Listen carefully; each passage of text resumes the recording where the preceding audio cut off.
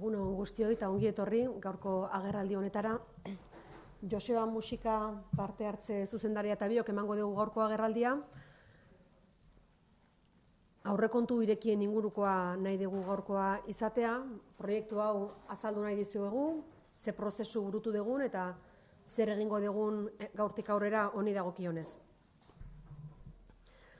Beraz berriro diot, 2020ko aurrekontu irekien prozesua aurkeztera gatoz, partaidetzaren aldeko apustu garbia egiten du Gipuzkoako Foru Aldundiak, behin eta berriz aipatu dugu politika egiteko modu berriak nahi ditugula garatu Gipuzkoako Foru Aldundian, eta horrekin gabiltza buru belarri. Ekimenaren helburuak bi dira, alde batetik parte hartze foru araua bera betetzea, eta bestetik etorkizuna eraiki zen bitartez garatu ditugun proiektuak prozesu honekin ere egitea. Alegia, gizartearen parte hartzea sustatzea, herritarrak ahalduntzea, politika eta administrazio publiko gerturatzea eta beraz politika publikoak diseinatzeko garaian egokiago asmatzea eta gizonen eta emakumeen arteko berdintasuna ere errespetatzea prozesu guzti hauetan. Leno esan dudana azpimarratu nahi nuke, horre garrantzitsua dalako guretzat, politika berrietan sinesten dugu beste modu batea egin nahi ditugu politikak eta beraz hau da aurrekontu irekiak 2020 prozesuaren helburu nagusia. Orain iruditzen bazaizue Joseba Musikak aipatuko du aurrekontu irekien prozesua zein izan dan, eta gerora jarraituko dugu, esplikatuko dizuet, gerokoak esplikatuko dizkizuet ondoren.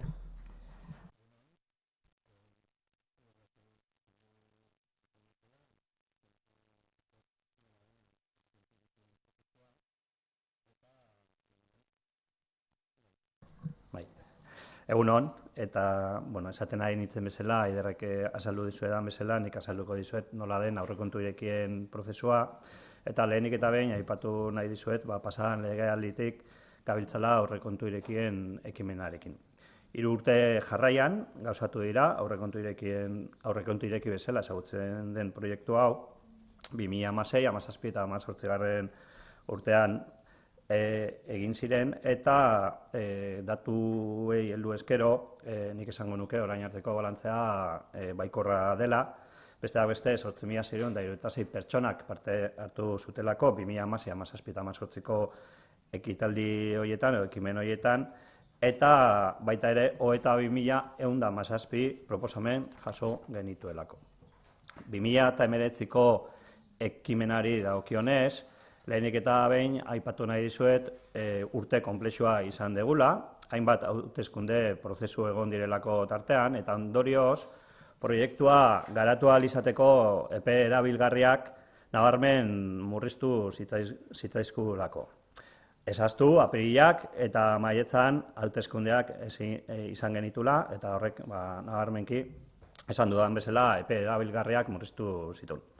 Nagusiki aurrekontu irekien ekimenak 5 fase nagusi jasotzen ditu, lehenengoa proposamenak helarazteko edo jasotze fasea, bigarrena proposamenen analizia eta proiektuen sorkuntza fasea, hirugarrena gaur aurkezten ari garena proiektuen hautapen fasea, laugarrena emaitzen argitalpen eta kontu emate fasea, eta bukatzeko aukeratutako proiektuen tramitazioa, ebaluazioa eta jarraipen fasea.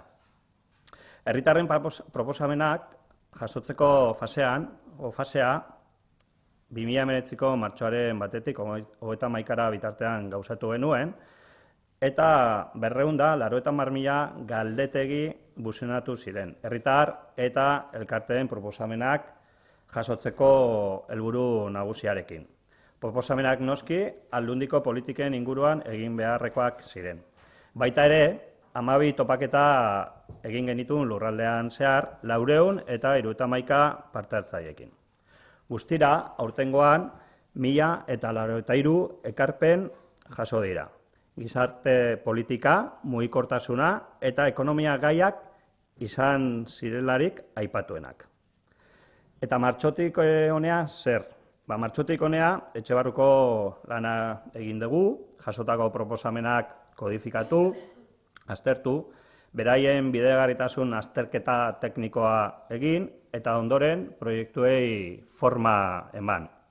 Lan teknikoa dela azpimarratu nahiko nizueke, eta bide batez ere aprobetxatu nahiko nuke eskerrak emateko departamentuetako teknikari ezberdinei egin duten lan eskergagatik. Zati hau ere, partaidetza dela nabarmendu nahiko nuke. Guk kokreazio fasea ditzen diogu, proposamenak aztertu egin behar direlako eta kasuan kasu, gero proiektu izaera eman. Lan horren ondorio, herritarrengandik eratorritako 12 proiektu gorpuztu dira, orain Eiderrek aipatuko eta azalduko dituenak, eta 2020ko aurrekontuetan 1,2 milioi euroko partida dugu jasoa, aurrekontu irekietatik eratorritako horietako proiektu batzuk finantzeatzeko. Beraz, orain, herritarrek 12 proiektu horietatik gehienez ere 6 aukeratu beharko dituzte. Gehienek 400.000 euroko aurrekontua bai dute. Eta, hau azalduta, Eider. Bai, Josebak zioen bezala, esku horria bertan dezute informazio guztia eskura daukazute, nik aipatuko dizuet 12 proiektu hauek, 12 proposamen hauek zeintzu diran azalduko dizkizuet. Gogoratzearren, edo azpimarratu nahi nuke, 12 proposamen hauek herritarrek egindakoak dirala, bai? Joseba berak ondo aipatu du, 1083 ekarpen jaso genituen, horietatik filtro bat pasa eta gero 12 proposamenetara iritsi gira, eta hauen artean berriro ere egingo dugu galdeketa bat herritarren artean eta aukeratu egingo dituzten, bai?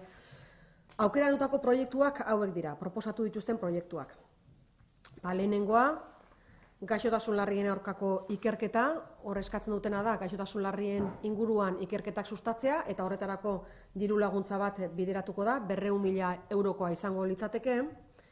Bide berdeak eta bide gorriak sinelestatzea eta egokitzea, kasuan Leintz Gatzagako tantzolako proiektuei zuzenduak, hor seinalestatzea eta bide gorriak egokitzea eskatzen dute, horretara 400.000 euro bideratuko lirateke.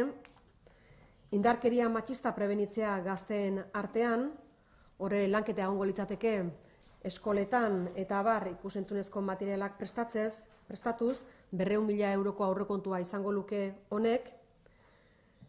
Gipuzkoako aniztasuna berrezagutzeko espazioak, aniztasuna, bai migrazioari dagokionez, bai sexuari dagokionez ere, eta horretan ere lanketa bat egingo genuke, 400.000 euroko aurrekontua izango luke honek. Buruko gaixotasunak dituzten pertsonen aisialdiko eta denbora libreko zerbitzua zabaltzea, horrelako eskakizuna egin dute baita ere herritarrek eta horretarako 400.000 euro bideratuko genituzke, kasuan onartua izango balitz, herritarren aldetik noski. Gizarte bazterketako egoeran dauden pertsonen arretarako zentroa, zentro berri bat egingo litzateke Donostian, foru zentro berri bat, 24 plaza izango lituzkenak, eta 400.000 euroko aurrekontua izango luke honek ere. Gipuzkoa ezagutu bertako ondarea eta historia, honetan ere lanketa bat eskatzen dute, alegia gure historia, gure ondarea ezagutaraztea nahi dute, eta honetan ere alegin ekonomiko bat egingo genuke, 180.000 eurokoa. Izango zara 2020 bekak, Gipuzkoar gazteentzako beka programa berri bat, eta alegia gure gazteak kanpoan beraien formakuntza osatzeko eta hobetzeko proposamena izango litzateke hau, eta 400.000 euroko aurrekontua bideratuko genuke honetara.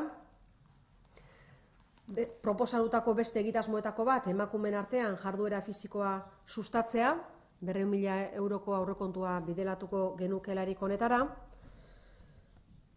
Beste proposamenetariko bat, klimarekiko konpromisoa, alegia hor erreferente batzuk bilatuko genituzke, eta agenteak honetan lan egingo luketenak erreferente bilakatuz beraz, eta lidergoa honetan eginez, eta 400.000 euroko aurrekontua izango luke honek. Beste egitasmoetako bat, bertako produktuen kontsumoa sustatzea, lehen sektorarekin lan egingo genuke hau noski, eta baita ezik eta lan bat egingo genuke herritarrekin honek duen garrantziaren inguruan, eta 400.000 euroko aurrekontua izango luke egitasmo honek ere, eta hizkuntza irizpideak finkatu herrietako ostatuetan, hor Goi herrialdean eta Tolosaldean gabezia bat edo sumatu da herri txikietan, eta euskera sustatzeko modu egoki bat eskatzen dute ostatuetan eta lanketa berezi bat eginez, eta honetara 110.000 euroko aurrekontua bideratuko litzateke. Gure departamentuak, gobernantza departamentuak eta zuzen ere partaidetza zuzendaritzak 1,2 milioi euroko aurrekontua du bideratuta egitasmo hauei dagokienez, baina behin 12 proiektu horietatik 6 onartzen direnean, hori baita gehiengoa 6 proiektu direlako gehienez onartuko liatekenak, departamentu bakoitzak garatuko luke eta 2020 urtean zehar aurrera eramango lituzkete. Eta aukeraketa prozesua nola izango den ere azpimarratu nahi genuke. Bai, esan dizuegu, 12 proiektu nagusi, 12 proposamen, horietatik 6 gehienez aukeratuko lituzkete herritarrek, eta aukeraketa prozesua nola da. Gu gaur egun 310.000 eskutiz bidali ditugu Gipuzkoako etxe guztietara. Urtarrilaren 21-tik otsailaren 7 bitartean herritarrek aukeratu ahal izango dute 12 egitasmo hauen artean zer nahi duten aurrera eraman, eta horretarako, zuek orde zuten karpetatxoan dena jasota dago, alegia esku horri honez gain baita ere, nola proiektu bakoitza aukeratzeko horrelako horritxoa, sobre bat ere gero bidali ahal izan dezaten Gipuzkoako Foru Aldundira, eta horretaz aparte udaletan, errolda publikoetan eta baita Gipuzkoako Foru Aldundiko arreta zerbitzuan ere horren inguruan beraien erabakia eman dezakete. 16 urtetik gorakoek erabakiko dute, bai? 16 urtetik gorakoek edukiko dute erabakitzeko eskubidea, noski behin bakarrik eman dezakete botua. Eta horren kontrola ere noski egiten dugu. Aipatu dugu beraz 3 modu daudela, formulario digitala, ohiko posta eta aurrez aurrekoa. Eta gero zer, otsailaren 7an behin amaituta proposamenak jasotzeko edo bidaltzeko epea, orduan azterketa egingo genuke, ikusiko genuke zeintzuk diren bozka gehien jasotzen dutenak, eta behin hori eginda, otsaila erdian zehar, departamentuaei esango genieke ze proiektu izan diren aukeratutakoak herritarren aldetik, eta garatzeko denbora izango lukete departamentuek 2020 urtean zehar. Honez gain, alegia guk hau ezagutarazi nahi dugu, gaurko prentsaurrekoarekin komunikabideei honen berri eman nahi dugu, herritarrei bidaltzen diegun eskutitzeekin ere aukera hori eman nahi dugu, baina komunikazio kanpaina bat ere abian jarri dugu honen berri ere izan dezaten herritarrek. Guk garrantzia handia ematen diogulako kontu honi, hasieran esaten genuen bezala, gobernantza kolaboratiboa guretzako ezinbestekoa da, politika egiteko beste modu batzuk ezagutu nahi ditugu, eta hau erabat berritzailea da, eta beraz guretzako garrantzia handiko kontua da. Por lo tanto, como os decía, 1,2 millones de euros para llevar adelante proyectos que van a ser elegidos por la ciudadanía de Guipúzcoa, van a poder elegirlos todos los guipuzcoanos de más de 16 años, se han enviado cartas a todos los domicilios de Guipúzcoa, podrán remitirnos sus propuestas entre el 21 de enero y el 7 de febrero a través del correo electrónico, a través del correo habitual, de la página web, también desde el servicio de atención a la ciudadanía de la propia Diputación Foral de Guipúzcoa, y una vez que se hayan elegido como máximo 6 proyectos, a cada departamento le daremos su correspondiente partida presupuestaria para que lo pueda llevar adelante. Por lo tanto, es una nueva forma de hacer política, queremos acercarnos a la ciudadanía, queremos decidir juntos cuáles son los proyectos de futuro que queremos para el territorio, y por lo tanto es un proyecto ambicioso con el que estamos francamente satisfechos y esperamos que tenga éxito y que, que nos ayude también para el futuro para acertar mejor en las políticas públicas que vayamos a diseñar. Hortik aurrea, Josebak abilezia gehiago daukani baino ordenagailuarekin ere, eta orduan erakutsiko dizuegu, zeukingo dezu Aitor? Berai. Web horria zein dan eta bideotxo bat ere aurkeztu nahi dizuegu. Etorkizunari aurre egiteko 2 modu daude. Geure buruari galdetuta nolakoa izango ote den, edo guk geuk erabakita nolakoa izatea nahi dugu. Ezagutu itzazu Gipuzkoa eredua hobetuko duten herritarren ekimenak. Proposamen horiek proiektu bihurtu ditugu, eta besteak beste honako hauek dituzte helburu. Gaixotasun larriei buruzko ikerketan laguntzea. Klima aldaketaren aurka indarrak batzea. Indarkeria matxistari aurrea hartzea haurtzarotik eta gaztarotik. Eta gizarte bazterketako egoeran dauden pertsonak artatzea. Sartu gipuzkoa.eus/partaidetza webgunean eta aukeratu proiekturik interesgarrienak. Zu, ezinbestekoa zara Gipuzkoa eraikitzen jarraitzeko. Gipuzkoako Foru Aldundia, etorkizuna. Orain, jandu, estopari azkar egin bat dugu, baina hori da bideotxoa eta irratietan ere hauxe entzungo da datozen egunetan. Hortik aurrera, galderaren bat egin nahi badezu edo zerbait argi ez balin badegutzi, erantzuteko prest gaia gaude hemen biok, bai Joseba eta baini. Hacer en castellano una especie de resumen un poco de los proyectos así más relevantes, o si quieres nombrar a los 12, pues para tenerlo en castellano. Bueno, los 12, no sé si merece la pena igual decir uno por uno los proyectos que son, pero algo que yo no he subrayado en euskera y que yo considero que es importante es que los proyectos que se han presentado básicamente tienen que ver con la política social, también con el idioma, con el euskera, con la diversidad, con el respeto a la diversidad, también medio ambiente.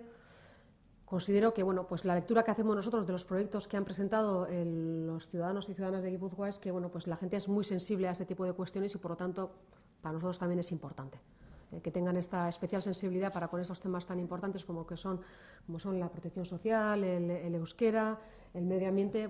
Es satisfactorio también para nosotros. Y yo creo que eso también fija un camino también para nosotros para discurrir por él en esta legislatura. Si quieres, puedo anunciarlos uno por uno sin ningún problema, lo puedo hacer perfectamente, pero puede ser también un poco largo. Pero si quieres, ningún problema para hacerlo. ¿Es la primera vez que se pone en marcha un proceso de estas características? Es la primera vez que se pone en marcha un proyecto de estos. Es verdad que con anterioridad hemos tenido también proyectos de este tipo, de presupuestos participativos, pero es la primera vez en la que la Diputación Foral de Guipúzcoa plantea a la ciudadanía cuáles son los proyectos de futuro que quiere realizar, que se recogen todos ellos, que se estudian, se incorporan hasta ahora lo que se hacía, igual os lo explico mejor así, hasta ahora lo que se hacía que era, solíamos acercarnos a la ciudadanía de diferentes maneras, recibíamos todas las aportaciones que se hacían y con ello utilizábamos dos vías básicamente. Por una parte, una especie de estudio sociológico para saber cuáles eran las necesidades o las urgencias de la ciudadanía y por otra parte, todo aquello que presentaban lo estudiábamos, le pasábamos un filtro en la Diputación primero para ver cuáles eran de nuestra competencia, cuáles eran los que se podían llevar adelante y todo eso se incorporaba en el proyecto de presupuestos, si es que así lo consideraban los departamentos. Y, por supuesto, todas las propuestas se incorporaban también en el proyecto presupuestario para que todos los partidos políticos representados en Juntas Generales supieran cuáles eran los proyectos propuestos por la ciudadanía. Ahora damos un paso más, es decir, no solamente los tenemos en consideración o los estudiamos, sino que les damos la oportunidad de, una vez habiendo presentado una serie de propuestas, habiendo pasado un primer filtro, puedan elegir entre los dos proyectos, si queréis, finalistas. Eso es la primera vez que se va a llevar a cabo por parte de la ciudadanía, no por parte de sociedades o organismos un poco más organizados. En este caso, es la primera vez que se le pide a la ciudadanía que pueda elegir o que se le ofrece la posibilidad de elegir entre los proyectos finalistas de un proceso de estas características.